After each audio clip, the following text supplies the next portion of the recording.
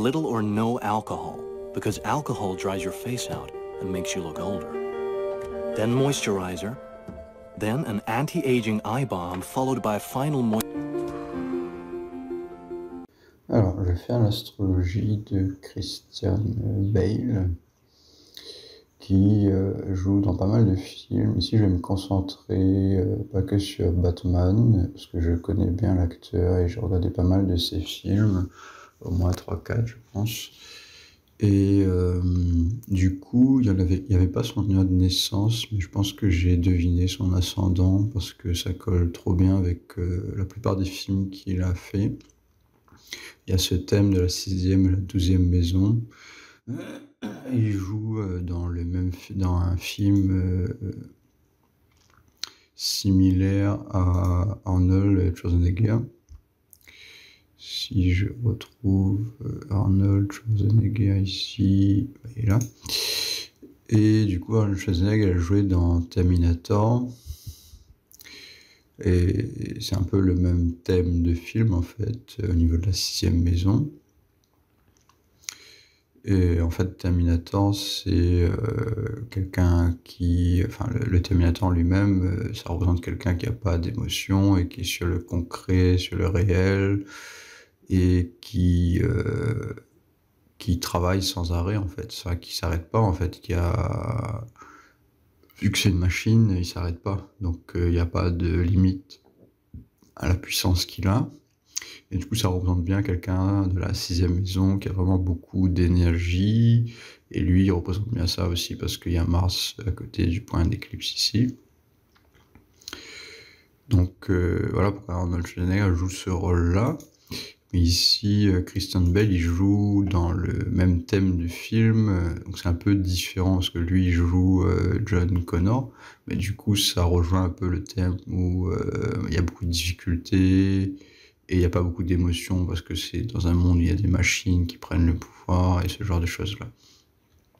Du coup, on a ce thème et aussi beaucoup de difficultés parce qu'il y a une enfance difficile. Du coup, ça rejoint bien le thème de John Connor.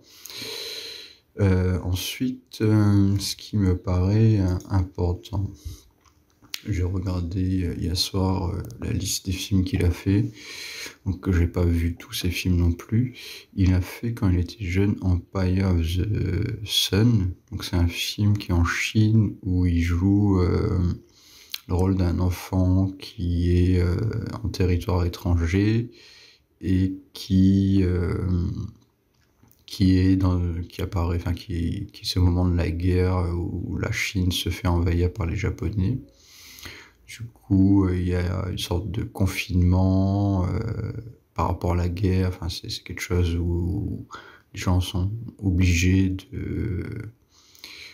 de s'adapter à cet environnement particulier. Et du coup, ça rejoint exactement le thème de la 12e maison ici, parce que, comme j'ai dit dans d'autres astrologies de personnes qui ont le point d'éclipse à côté de Saturne, c'est des personnes qui ont beaucoup de difficultés ici et qui, comme c'est un environnement difficile quand il y a Saturne ici, les personnes ont plus de facilité à aller dans la 12e maison facilement, qui est là où ils ont des difficultés aussi. Mais du coup, comme il y a des difficultés dans les deux maisons, et ben, ils vont aller plus facilement dans l'opposé, là où ils ont du mal, parce qu'en fait, ici, ils ont du mal aussi. Et du coup, ça paraît pas plus dur d'aller ici. Et du coup, la 12e maison, ça rejoint le camp d'internement, les gens qui sont pris pour cible, enfin, qui peuvent pas faire ce qu'ils veulent et ce genre de choses-là. Du coup, on a les deux thèmes ici dans ce film-là, la 6e maison et la 12e. Dans ce film ici, exactement la même chose. Ensuite, un film important qu'il a fait, c'est All the Little Animals, que j'ai regardé un peu l'introduction. Moi, j'ai pas tout regardé tous les films non plus. Dans Newsy, j'ai vu aussi le thème un peu, c'est un peu la même chose. Même si c'est un film qu'il aime pas, on dirait que ça reprend le même thème.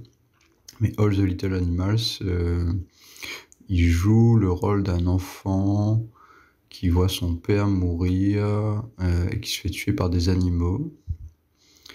Et il y a beaucoup un thème d'animal, où il protège des animaux et tout ça, dans sa personnalité aussi, parce qu'il adore les animaux apparemment. C'est ce qu'il dit dans ses interviews et ce qu'il écrit.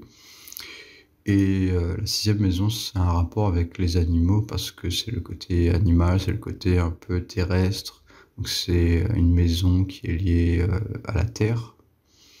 Donc c'est des gens en général qui aiment les animaux et en plus il y a le point d'éclipse. Enfin, le point d'éclipse c'est à côté de Saturne. Saturne représente les animaux ici, donc on a doublement quelqu'un qui aime les animaux. Et il y a le thème de ne pas mourir, en fait, il a peur de mourir, parce que c'est la 12e maison. La 12e maison, c'est la réincarnation, donc c'est la mort normalement, mais à travers la réincarnation. Mais comme on n'est pas une société qui croit en la réincarnation et qui n'a pas beaucoup de spiritualisme dans notre société, on a souvent ce thème-là, justement, où dans les films où la 12e maison est un peu obscurcie par le point d'éclipse. Et du coup, c'est une personne qui ne croit pas en un côté spirituel et qui a une réincarnation ou ce genre de choses-là. Et du coup, qui a peur de mourir et qui a peur et qui essaye de protéger les animaux parce qu'ils adorent les animaux. Et du coup, qui ne veut pas que les animaux meurent. Du coup, il y a une protection exagérée des animaux. Et c'est exactement le thème qui est dans ce film All the Little Animals.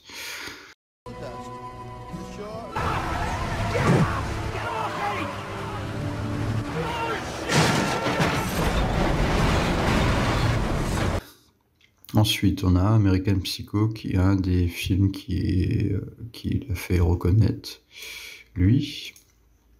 Du coup, dans American Psycho, on a aussi on a beaucoup le thème qui ressort de la 6e maison, parce que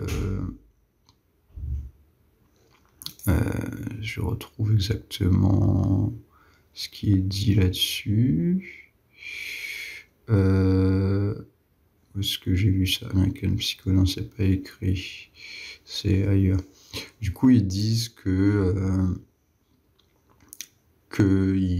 est quelqu'un qui joue un homme matérialiste qui se concentre que sur sa physicalité, ce genre de choses-là. Donc on a quelqu'un qui est beaucoup sur le terrestre, qui s'occupe un peu que du monde réel et qui fait pas attention à autre chose.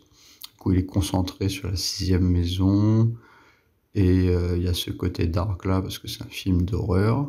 Enfin, c'est un film d'horreur, il tue des gens. Et donc c'est peut-être aussi lié à son Mars dans la 5e maison qui donne beaucoup d'énergie martienne. La 5e maison, c'est ce qu'on a dans la tête. Et du coup, c'est des gens qui pensent beaucoup à faire des choses liées à Mars. Donc ça peut être l'agression, ça peut être des sports de combat et ce genre de choses-là. Lui, il est beaucoup dans les sports de combat.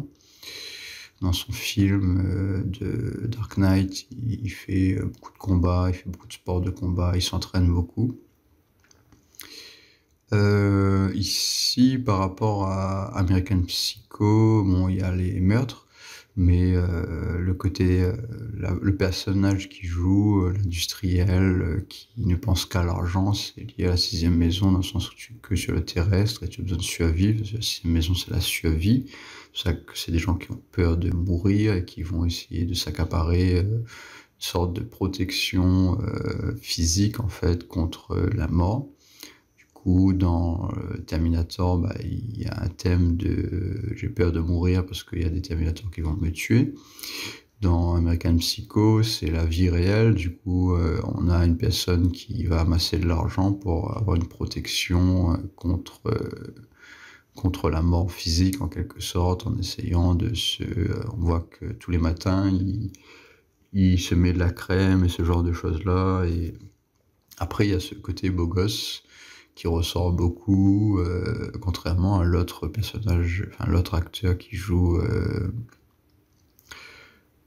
Batman dans la vidéo que j'ai fait précédemment, ou que j'ai pas encore publié plutôt. Vénus sur l'ascendant, ça donne quelqu'un qui est très attirant, qui joue beaucoup sur son physique, parce que il est attirant. Vénus sur l'ascendant, ça donne beaucoup d'attirance. Après, le fait que c'est exagéré dans le film, c'est parce qu'il y a le point d'éclipse qui est juste à côté de Vénus. Que le point d'éclipse, il va pas tarder à aller sur son ascendant, parce qu'il est à 3 degrés presque de la maison. Et du coup, on a un point d'éclipse qui est pas trop loin de Vénus ici.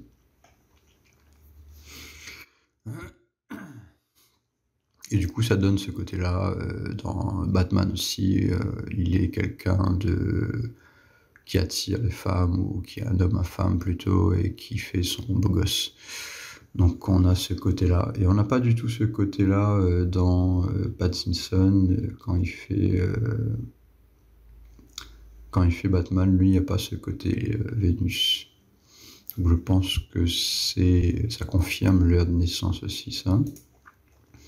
Ensuite, donc on était à American Psycho. Où est-ce que c'était? C'était là. Donc ces deux films-là, j'ai pas regardé. Voilà. Ah, c'est ça là. Donc il fait quelqu'un qui est un meurtrier, qui est obsédé par sa physicalité. Donc ensuite, il dit que c'est un trait qui va devenir spécialiste dedans. C'est pas qu'il devient spécialiste, c'est qu'il est là-dedans et c'est sa manière d'être.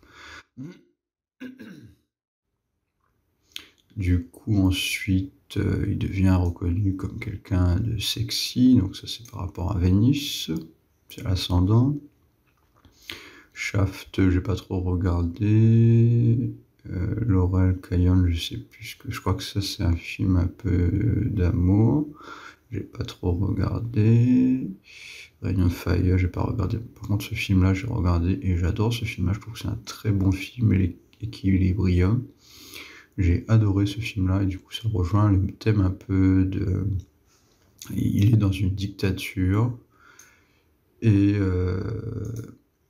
il joue le rôle d'un policier en fait dans cette dictature et c'est un des chefs policiers en fait, un des managers policiers, un des hauts gradés policiers on va dire, un des au top de la hiérarchie. Et ils prennent des drogues pour amoindrir leurs émotions, pour enlever les émotions, un peu comme dans Halo, la série. Et du coup, ils n'ont pas beaucoup d'émotions et ils sont un peu comme des êtres un peu dégradés en fait, qui sont pas du tout dans les émotions, qui sont que dans la physicalité. Donc ça reprend le thème de American Psycho. Donc c'est des gens sans émotions, un peu comme dans Terminator, quoi, en fait. Sauf que c'est pas des machines ici, mais ça reprend un peu le thème d'une machine. Comme dans Halo, ils prennent des drogues et c'est des drogues qui enlèvent les émotions. Et du coup, lui, il est en train de chasser les gens qui ont des émotions et ce genre de choses-là. Du coup, on a le thème de cette 6e maison avec beaucoup de difficultés parce que lui, il s'en rend pas compte au début qu'il est dans quelque chose de un peu sadomasochiste, on va dire. Parce qu'il enlève ses émotions et il ne ressent plus rien. Il est un peu comme un être, comme un animal en fait. Et du coup, ça rejoint ce thème-là de la 6e maison. Ensuite, il se rebelle à la fin, il se rend compte parce qu'il va dans la 12e maison, parce qu'il y a ce thème-là où il est capable d'aller dans la 12e maison. Donc voilà pour Equilibrium. The Machinist, c'est un peu un thème similaire, pareil, la 6e maison, sauf que là c'est amené différemment. Du coup, dans The Machinist, on a quelqu'un qui a un problème avec son physique, encore le physique. Ici, il va perdre du poids, beaucoup de poids, et on a le thème en fait de quelqu'un qui travaille tellement ou qui a du mal à prendre du poids. Ici, je ne sais pas s'il travaille beaucoup ou je crois qu'il travaille beaucoup par rapport au titre du film, et je n'ai pas regardé le film, j'ai juste regardé les extraits. Et du coup, on a quelqu'un soit qui travaille trop, mais du coup, qui a un problème avec son physique parce que il est trop maigre. Et du coup, c'est la 6e maison. Quand elle est un peu, au bout d'un moment, ça peut se casser la 6e maison parce qu'il y a une sorte de perfectionnisme ici qui peut s'installer. Et du coup, il perd du poids. Et le fait qu'il perd son physique, en fait, c'était la 6e maison, c'est le physique, sa capacité à travailler.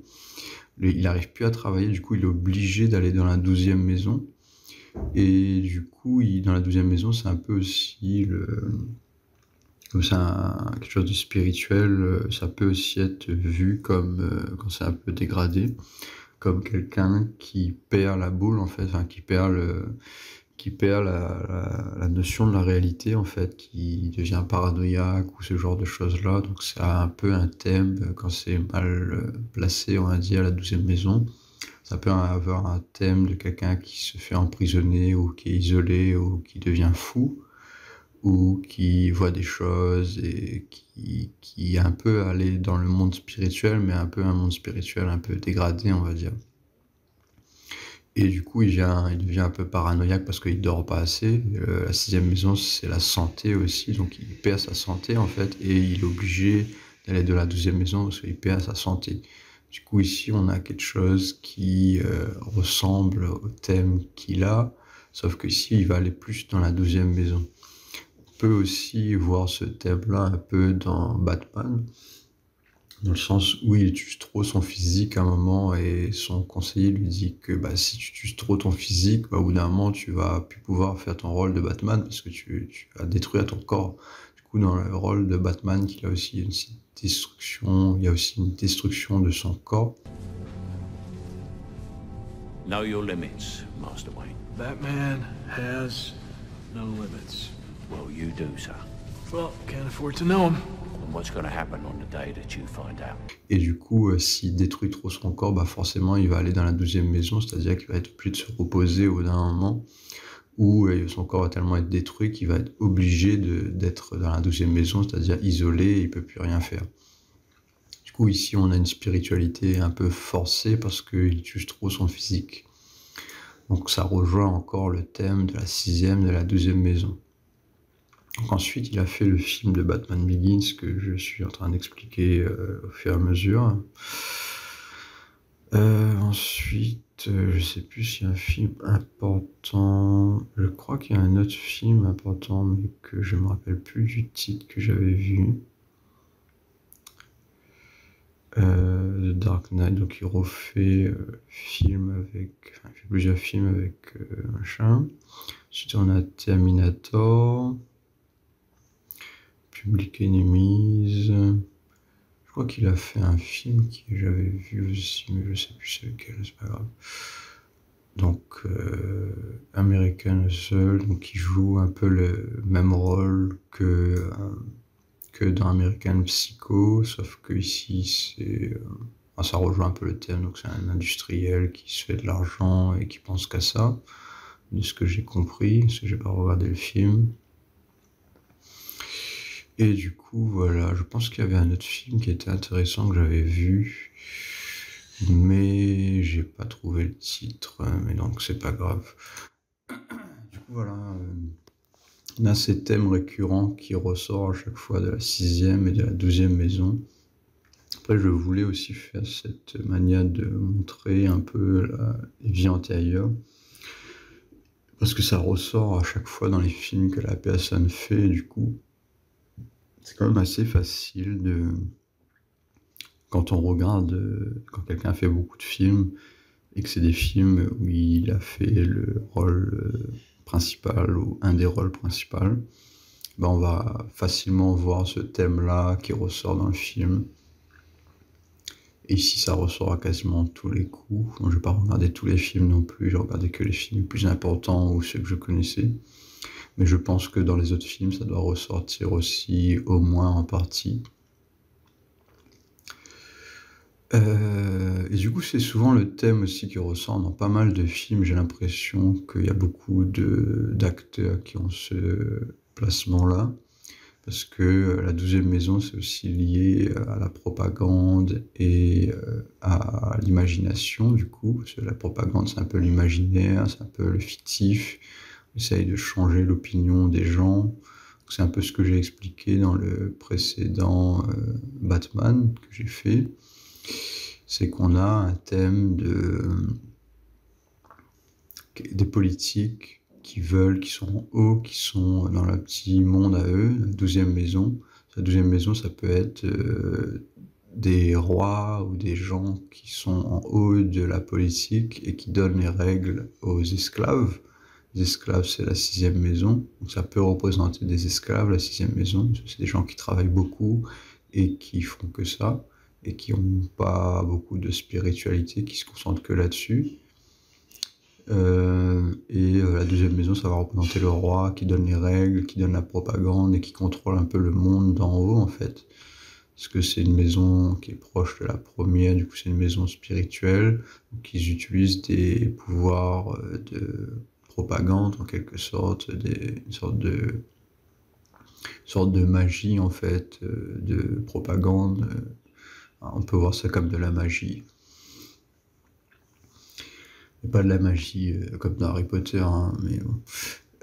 C'est plus de la magie d'un point de vue ésotérique. Et du coup, voilà plus ou moins pour ça. Je crois que j'ai oublié quelque chose.